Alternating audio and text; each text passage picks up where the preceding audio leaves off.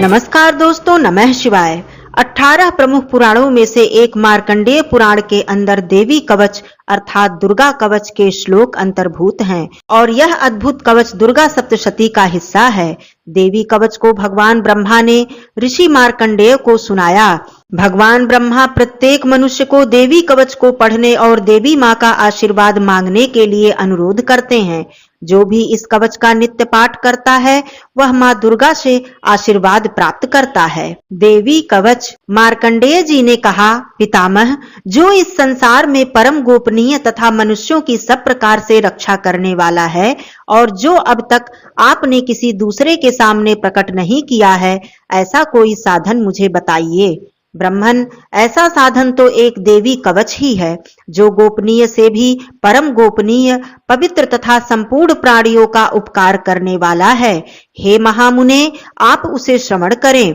भगवती का प्रथम नाम शैलपुत्री है, दूसरी स्वरूपा का नाम ब्रह्मचारिणी है, तीसरा स्वरूप चंद्रघंटा के नाम से जाना जाता है, चौथी रूप को कूष्मांडा के नाम से जाना जाता है, पांचवी दुर्गा का नाम स्कंद माता है, देवी के छठे रूप को कात्यायनी कहते हैं, सातवां कालरात्रि और आठवां स्वरूप महागौरी के नाम से जाना जाता है।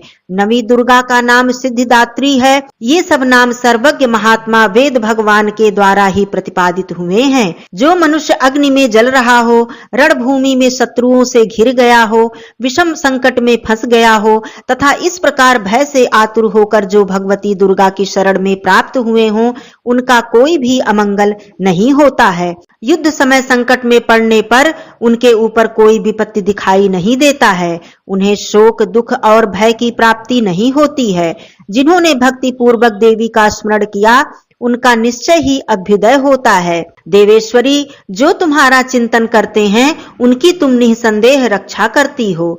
चामुंडा देवी प्रेत पर आरूढ़ होती हैं, वाराही भैंसे पर सवारी करती हैं, ऐन्द्री का वाहन ऐरावत हाथी है, वैष्णवी देवी गरुड़ को अपना आसन बनाती हैं, माहेश्वरी वृषभ पर आरूढ़ होती हैं, कौमारी का वाहन मयूर है, भगवान विष्णु हरि की प्रियतमा श्री लक्ष्मी देवी कमल के आसन पर विराजमान हैं और हाथों में कमल धारण किए हुई हैं। वृषभ पर आरूढ़ ईश्वरी देवी ने श्वेत रूप धारण कर रखा है। ब्राह्मी देवी हंस पर बैठी हुई हैं और सब प्रकार के आभूषणों से विभूषित हैं। इस प्रकार ये सभी माताएं सब प्रकार की योग शक्तियों से संपन्न हैं। इनके अलावा और भी बहुत सी देवियां हैं जो अनेक प्रकार के आभूषणों की शोभा से युक्त तथा नाना प्रकार के रत्नों से सुशोभित हैं। ये संपूर्ण देवियां क्रोध में भरी हुई हैं और भक्तों की रक्षा के लिए रथ पर बैठी दिखाई देती हैं। ये शंख, चक्र, गदा, शक्ति, हल और मूसल, खेटक और तोमर, परशु तथा पाश, कुंत और त्रिशूल तथा उत्तम सारंग, धनुष आदि अस्त्र शस्त्र अपने हाथ में धारण करती हैं। दैत्यों के शरीर का नाश करना, भक्तों को अभयदान देना और देवताओं का कल्याण करना, यही उनके अस्त्र धारण का उद्देश्य है। महान रौद्र रूप, अत्यंत घोर पराक्रम, महाबल और महान उत्साह वाली देवी, तुम महान भय का नाश करने वाली हो, तुम्हें नमस्कार है। तुम्हारी तरफ देखना भी कठिन है। शत्रुओं का भय बढ़ाने वाली जगदम्बे, मेरी रक्षा करो। पूर्व दिशा में ऐन्द्री मेरी रक्षा करें, अग्निकोण में अग्निशक्ति, दक्षिण दिशा में वाराही तथा नैऋत्य कोण में खड्गधारिणी मेरी रक्षा करें। पश्चिम दिशा में वारुणी और वायव्य कोण में मृग पर सवारी करने वाली देवी मेरी रक्षा करें। उत्तर दिशा में कौमारी, ईशान कोण में शूलधारिणी देवी मेरी रक्षा करें। ब्रह्माणी, तुम गगन की ओर से मेरी रक्षा करो। वैष्णवी देवी, तुम जमीन की ओर से मेरी रक्षा करो। शव को अपना वाहन बनाने वाली चामुंडा देवी दशों दिशाओं से मेरी रक्षा करें। जया सामने से और विजया पीछे से मेरी रक्षा करें।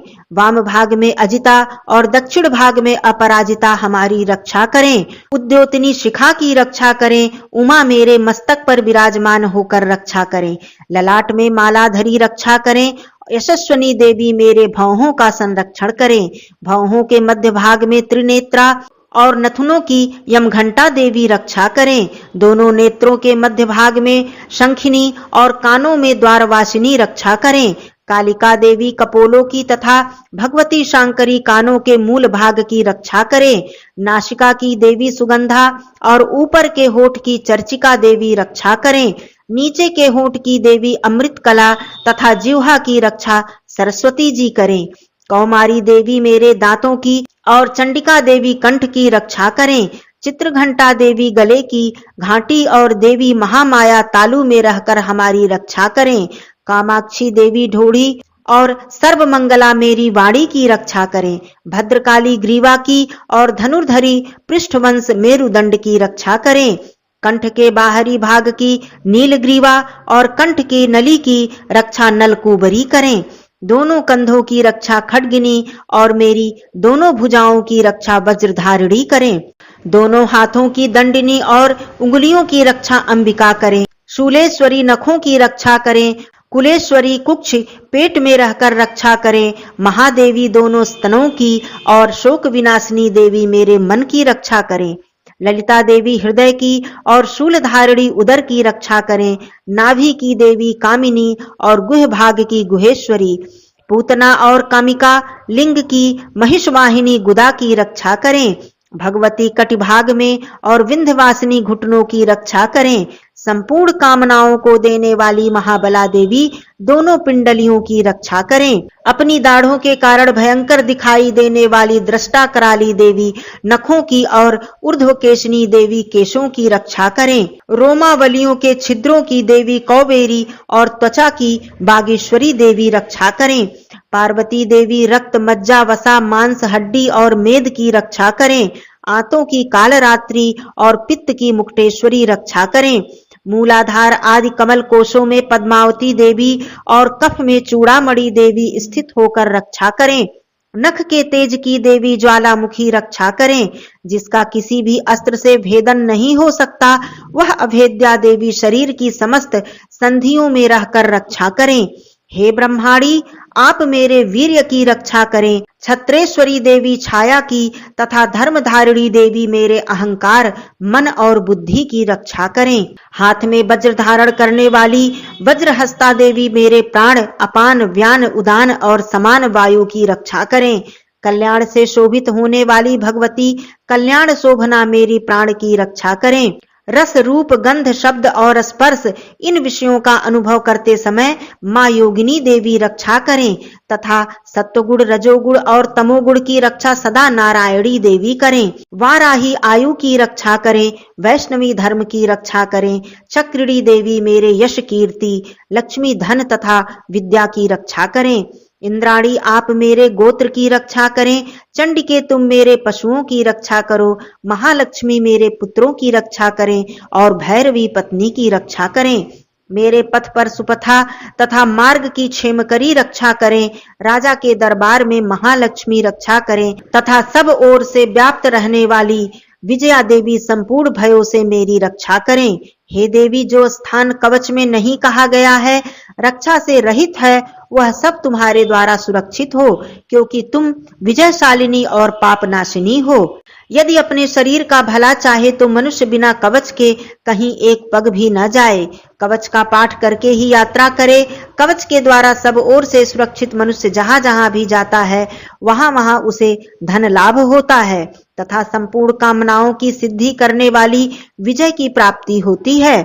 वह जिस जिस अभीष्ट वस्तु का चिंतन करता है, वह उसको निश्चय ही प्राप्त कर लेता है। वह पुरुष इस पृथ्वी पर तुलना रहित महान ऐश्वर्य का भागी होता है। कवच से सुरक्षित मनुष्य निर्भय हो जाता है। युद्ध में उसकी पराजय नहीं होती तथा वह तीनों लोकों में पूजनीय होता है। देवी का यह कवच देवताओं के लिए भी दुर्लभ है। जो प्रतिदिन नियम पूर्वक तीनों संध्याओं के समय श्रद्धा के साथ इसका पाठ करता है, उसे दैवी कला प्राप्त होती है तथा वह तीनों लोकों में कहीं भी पराजित नहीं होता है। इतना ही नहीं, वह अपमृत्यु रहित हो 100 से भी अधिक वर्षों तक जीवित रहता है। मकरी, चेचक और कोढ़ आदि उसकी संपूर्ण व्याधियां नष्ट हो जाती हैं। कनेर, भांग, अफीम, धतूरे आदि का अस्थावर विष, सांप और बिच्छू आदि के काटने से चढ़ा हुआ जंगम विष तथा अहिफेन और तेल के संयोग आदि से बनने वाला कृत्रिम विष भी, ये सभी प्रकार के विष दूर हो जाते हैं। उनका कोई असर नहीं होता। इस पृथ्वी पर मारण, मोहन आदि जितने भी आभिचारिक प्रयोग हैं तथा इस प्रकार के मंत्र यंत्र होते हैं, वे सब इस कवच को हृदय में धारण कर लेने पर उस मनुष्य को देखते ही नष्ट हो जाते हैं।